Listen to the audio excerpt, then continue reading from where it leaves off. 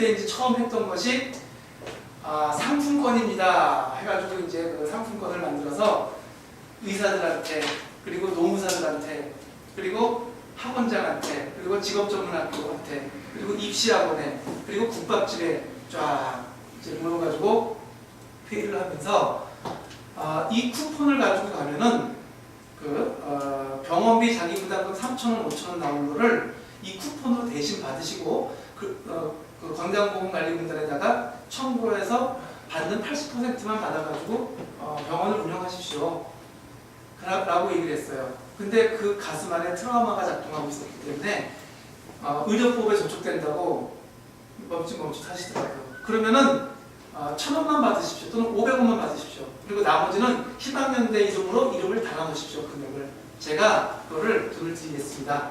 그러니까 제가 늘 밥을 얻어먹고 다니는 그 빈곤한 인생인 거를 아는데 어떻게 그걸 나한테 주겠습니까? 그래서 하고 웃으면서 우리 원장님 주머니 돈에서 내가 그걸 가져다가 원장님 통장으로 넣어주겠습니다. 그러면은 되지 않겠나요? 그래서 이제 크게 웃고 말았는데 실제로 그런 식으로 했습니다. 그렇게 이제 운영을 해보고 나니까 데이터가 잡혀야 되는데 사람들이 너무 몰려보이니까 데이터가 안 잡히는 거예요. 데이터가 없는 정보는 정보로서의 가치가 없습니다. 자기 홍보 광고일 뿐이지. 근데 데이터를 잡아야 되는데 병원, 특히나 한의원과 병원 쪽에서는 너무나 많은 사람들이 오니까 이 기록을 해야 되는데 기록하려니까 한 사람의 인건비가 더 필요하다 보니까 데이터가 어느 날부터 안 잡아가더라고요. 그래서 이거 포스 시스템을 도입을 해야겠구나 해가지고 그걸 알아보니까 한 5천만 원 정도의 개발비가 단말기를 설치하는데 드는 설치비와 인건비 해가지고 대당 한 15에서 20만 원씩 설치비와 단말기 값을 달라고 하더라고요. 그래서 이제 시대가 도래하지 않았다. 이제 그걸 이제 10% 부담금을 이제 얘기했어요. 10만 원권과 50만 원권은 저희가 이제 발행을 했는데 10만 원권은 10,000원을 이제 접수비로 받는 거고 50만 원권은 10,000원을 접수비로 5만 원을 받는 거고, 물론 이용자도 마찬가지로 10만 원권은 10,000원, 50만 원권은 5만 원을 접수비로 받아가지고 그것을 재원으로 해서 포스 시스템을 사와야겠다, 그리고 개발비를 줘야겠다라고 이제 하는 견적을 내게 됩니다. 근데 실제로 이제 상품권이 돌아갔냐? 그것이 이제 범용성에 있어서 그러니까 대중화돼, 그러니까 사람들은 그래요. 그런 제도가 참 좋은데 하는 사람이 없어요. 그러니까 나부터 참여하면 되는데 그거 어디서 하느냐 이거부터 물어봐요. 그래서 이제 이제 내가 여기서 이제 떠날 때가 됐나 보다.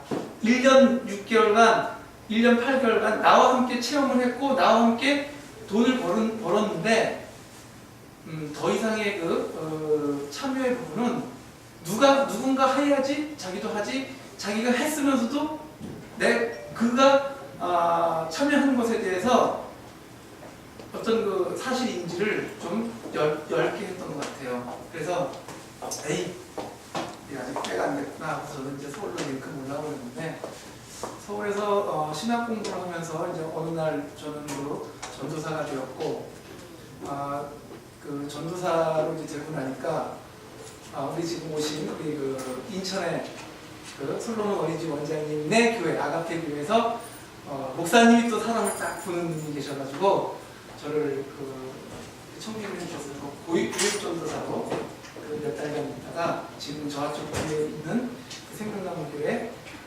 고향인 거기 이제 행정 전도사를 일하고 있습니다. 행정 관련된 일만 합니다.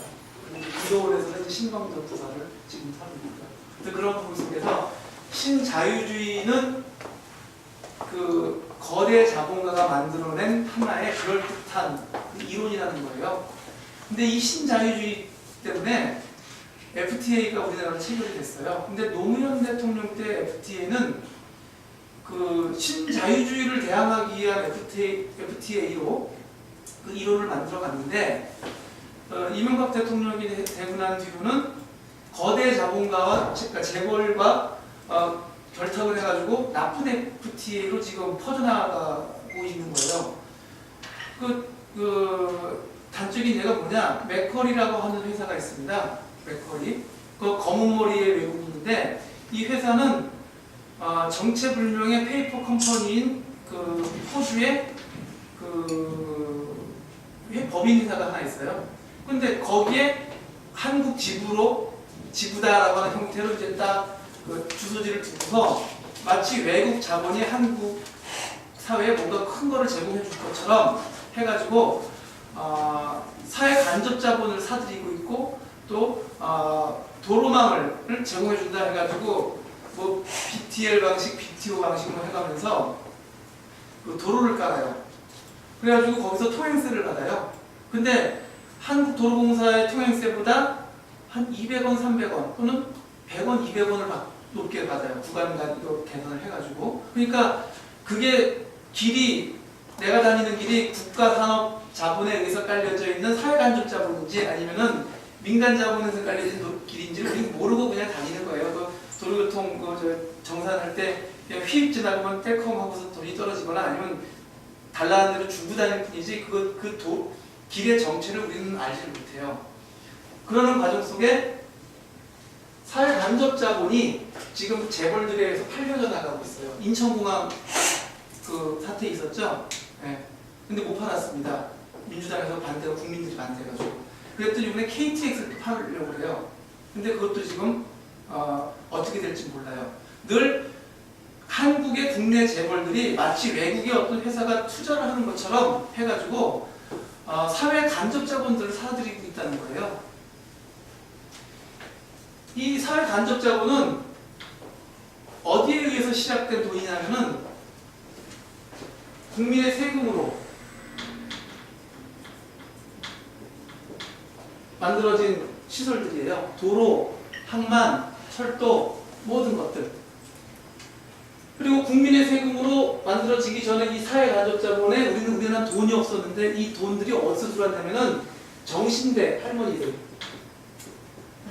예, 이 얘기가 쭉 나와줘야 돼요. 일본과의 그 치욕적 한일 외교 협정에 의해서 일본에서 돈이 들어오면서 그 돈 가지고 포항제철이 만들어졌고 포항제철에 의해서 여러 가지 되면서 우리나라의 한국 젊은이들이 베트남 가서 들어온 그 돈으로 여러 가지 그 사회 기반 시설들을 닦아나가기 시작했던 것이 70년대의 우리 사회 환경이었습니다.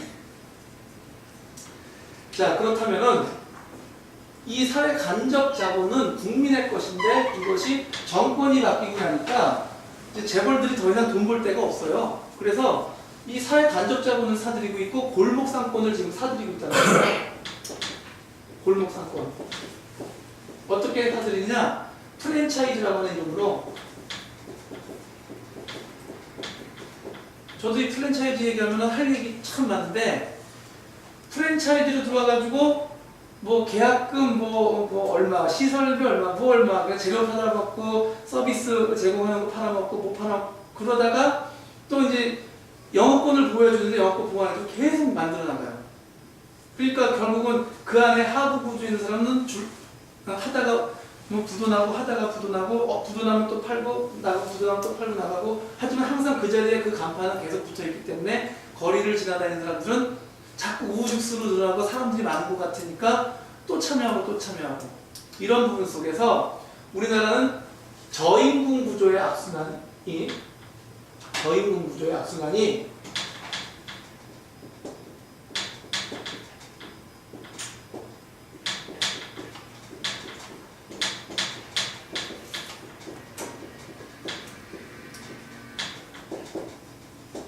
반복되고 있습니다. 지금도. 이 전태일 씨를 얘기해야 되는데요. 이 얘기를 하려면 70년대 청계 피복 사건으로 통해서 노동자에게도 살 수 있는 그 권리를 달라고 하면 노동법을 외치면서 분신을 했던 게 70년인데 오늘이 지금 2012년이에요. 대충 한 40년 전 일인데 현재도 지금 저임금 구조에서 우리나라는 벗어나지 못하고 있어요. 그 우석훈 박사의 88만 원 세대, 예, 제가 한 2달 전쯤에 좀 슬픈 기사를 한 토막 읽은 적이 있는데,